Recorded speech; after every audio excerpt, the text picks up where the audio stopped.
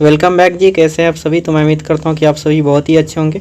तो चलिए आज हम लोग साइंस का टेस्ट करते हैं। तो 20 मार्क का टोटल रहने वाला है यहाँ पे आज का टेस्ट, और 20 क्वेश्चन भी आप सभी को मिलेगा।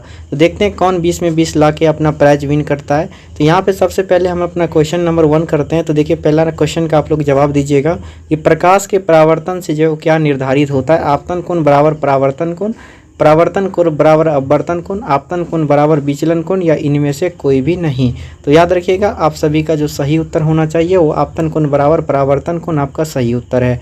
चलिए क्वेश्चन नंबर दूसरे की ओर चलते हैं। आप अपना जवाब जो है वो अपने मन में रखिए, ठीक है। प्रकाश संश्लेषण जो है होता है दिन में होता है ना, या रात में होता है, सुबह में होता है, या शाम में होता है। तो याद रखिएगा प्रकाश संश्लेषण जो है वो कब होता है? दिन में होता है। तो इसीलिए आपका ऑप्शन नंबर ए जो है बिल्कुल ही सही उत्तर है। चलिए क्वेश्चन नंबर 3 के ऊपर पढ़ते हैं, देखते हैं 3 नंबर क्वेश्चन क्या है। एक हरिया का रासायनिक सूत्र क्या होता है?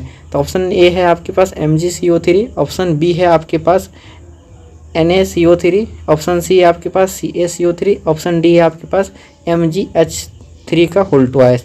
तो आपका जो सही उत्तर है ऑप्शन नंबर आपका सी है, CaCO3 खरिया का रासायनिक सूत्र होता है। तो चलिए क्वेश्चन नंबर अब 4 के ऊपर चलते हैं। क्वेश्चन नंबर आपका 4 है कि प्रकाश तरंग उदाहरण है, ठीक है, ध्वनि तरंग का, या फिर विद्युत चुंबकीय तरंग का, परावैज्ञानिक तरंग का, इनमें से कोई भी नहीं। तो आपका जो सही उत्तर है वो ऑप्शन नंबर बी है, चुंबकीय तरंग है, ठीक है, विद्युत चुंबकीय तरंग। तो ऑप्शन नंबर आपका बी इस 4 का सही हो जाएगा। चलिए 5 नंबर क्वेश्चन करते हैं। 5 नंबर क्वेश्चन क्या है आपका कि ग्रहणी जो है वो भाग होता है। तो बताइए ग्रहणी किसका भाग होता है? मुख गुहा का, अमाशय का, बड़ी आंत का, या छोटी आंत का? तो याद रखिए ग्रहणी जो होता है वो छोटी आंत का भाग होता है। तो ऑप्शन नंबर आपका डी जो है वो 5 का बिल्कुल ही सही उत्तर है।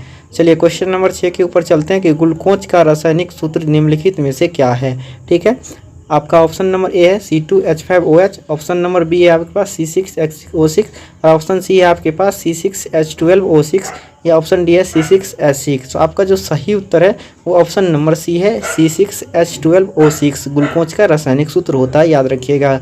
चलिए क्वेश्चन नंबर आपका 7 है यहाँ पे कि किस माध्यम में प्रकाश की चाल जो है वो सबसे अधिक होता है? ऑप्शन ए आपके पास कांच, ऑप्शन बी है आपके पास पानी, ऑप्शन सी है आपके पास हवा, और ऑप्शन डी है आपके पास निर्वात। तो याद रखिएगा 7 नंबर क्वेश्चन का जो सही उत्तर है ऑप्शन नंबर डी है, निर्वात में प्रकाश की चाल सबसे ज़्यादा होता है। चलिए क्वेश्चन नंबर 8 है आपका कि परजीवी पौधा का एक उदाहरण है, बताइएगा। ऑप्शन ए आपके पास गोबर छत्ता, ऑप्शन बी आपके पास बायोफिल्म, ऑप्शन सी आपके पास अमरबेल, ऑप्शन डी आपके पास चीर। तो याद रखिएगा परजीवी पौधा का उदाहरण है ऑप्शन नंबर सी आपका अमरबेल। तो राइट आंसर हो जाएगा। चलिए अगले क्वेश्चन के ऊपर बढ़ते हैं। क्वेश्चन नंबर आपका यहाँ पे 9 है कि CaCO3 जो है वो क्या बना रहा है यहाँ पे, ठीक है, विघटित होकर यहाँ पे देखिएगा CaO+CO2 बना रहा है। तो बताइए यह किस प्रकार का अभिक्रिया है? तो याद रखिएगा यह जो है वो किस प्रकार का अभिक्रिया है ना। तो ऑप्शन ए आपके पास यहाँ पे वियोजन है, ऑप्शन बी है आपके पास संयोजन, ऑप्शन सी आपके पास विस्थापन, और ऑप्शन डी है आपके पास द्विविस्थापन। तो याद रखिएगा यहाँ पे तत्व आपस में टूट रहा है, तो इसे हम क्या बोलेंगे? वियोजन बोलेंगे। ऑप्शन नंबर आपका ए जो है बिल्कुल ही सही उत्तर है, ठीक है। चलिए अगले क्वेश्चन के ऊपर बढ़ते हैं। आपका अगला क्वेश्चन देखते हैं। क्वेश्चन नंबर 10 जो है वो क्या कहता है? क्वेश्चन नंबर आपका 10 है कि प्रकाश की किरणें गमन करती है। तो बताइएगा प्रकाश की किरण टेढ़ी रेखा में, सीधी रेखा में, किसी भी दिशा में, या इनमें से कोई भी नहीं। तो याद रखिएगा प्रकाश की किरण जो है वो गमन करती है सीधी रेखा में। तो 10 का जो ऑप्शन नंबर बी है आपका बिल्कुल ही सही उत्तर है। चलिए क्वेश्चन नंबर आपका 11 है कि मुख गुहा में आहार का कौन सा भाग पाचन होता है? कार्बोहाइड्रेट, प्रोटीन, वसा, या न्यूक्लिक अम्ल? तो याद रखिएगा 11 का जो है ऑप्शन नंबर आपका ए बिल्कुल ही सही उत्तर है। कार्बोहाइड्रेट जो है मुख गुहा में आहार का पाचन करता है, ठीक है, यानी कार्बोहाइड्रेट का जो पाचन होता है मुख गुहा में होता है, ठीक है, याद रखिएगा। चलिए अगला क्वेश्चन है क्वेश्चन नंबर आपका 12 कि सिल्वर आयोडाइड का रंग जो है वो कैसा होता है, ठीक है। तो यहाँ पे आपका है ऑप्शन नंबर ए श्वेत, ऑप्शन नंबर बी नीला, ऑप्शन नंबर सी जो है वो पीला, और ऑप्शन नंबर डी है आपका हरा। तो याद रखिएगा सिल्वर आयोडाइड का जो रंग होता है वो कैसा होता है? तो पीला होता है जी, याद रखिएगा ऑप्शन नंबर आपका सी बिल्कुल सही उत्तर है। चलिए क्वेश्चन नंबर 13 के ऊपर बढ़ते हैं। क्वेश्चन नंबर 13 आपका है कि प्रकाश के परावर्तन के कितने नियम होते हैं?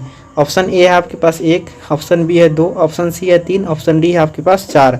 तो प्रकाश के परावर्तन के 2 नियम होते हैं। तो ऑप्शन नंबर आपका बी जो है बिल्कुल ही सही उत्तर है।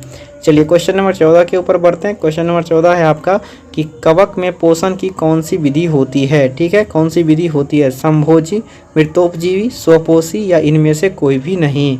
तो याद रखिएगा कवक में जो पोषण की विधि होती है वो क्या होता है, मृतोपजीवी होता है। तो इसीलिए आपका ऑप्शन नंबर बी जो है बिल्कुल ही सही उत्तर है 14 नंबर क्वेश्चन का।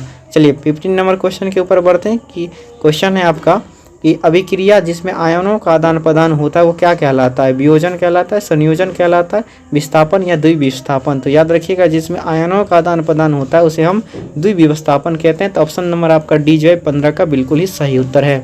चलिए क्वेश्चन नंबर आपका 16 है यहाँ पे कि समतल दर्पण के द्वारा बना प्रतिबिंब जो है वो कैसा होता है। ठीक है, वास्तविक होता है, काल्पनिक होता है, दोनों होता है या इनमें से कोई भी नहीं। तो याद रखिएगा समतल दर्पण के द्वारा जब बना प्रतिबिंब होता है वो कैसा होता है, तो काल्पनिक होता है। ऑप्शन नंबर आपका बी जो है बिल्कुल ही सही उत्तर है। चलिए क्वेश्चन नंबर आपका 17 है यहाँ पे कि प्रकाश संश्लेषण जो है वो होता है, दिन में होता है, रात में होता है, सुबह शाम या इनमें से कोई भी नहीं। तो याद रखिएगा प्रकाश संश्लेषण दिन में होता है। तो ऑप्शन नंबर आपका ए जो है बिल्कुल ही सही उत्तर है। चलिए क्वेश्चन नंबर आपका 18 है कि उपचयन निम्नलिखित में से क्या होता है। ठीक है, तो उपचयन कैसी अभिक्रिया है, तो ये क्वेश्चन पूछा 18 नंबर। तो बताइए हाइड्रोजन का वियोग होता है, इलेक्ट्रॉन का त्याग होता है, ऑक्सीजन का योग होता है या इनमें से सभी। तो याद रखिएगा उपचयन वो अभिक्रिया होता है जिसमें ये तीनों बात होती है। ठीक है, हाइड्रोजन का वियोग, इलेक्ट्रॉन का त्याग, ऑक्सीजन का योग। तो ऑप्शन नंबर आपका डी जो है बिल्कुल ही सही उत्तर है। चलिए सेकंड लास्ट क्वेश्चन के ऊपर चलते हैं। तो यहाँ पे किसी समतल दर्पण का आवर्धन होता है, बताइए कैसा होता है। ठीक है, +1 होता है, -1 होता है, 0 होता है या इनमें से कोई भी नहीं। तो याद रखिएगा किसी समतल दर्पण का जो आवर्धन होता है वो +1 होता है। तो ऑप्शन नंबर आपका ए जो है वो बिल्कुल सही उत्तर हो जाएगा।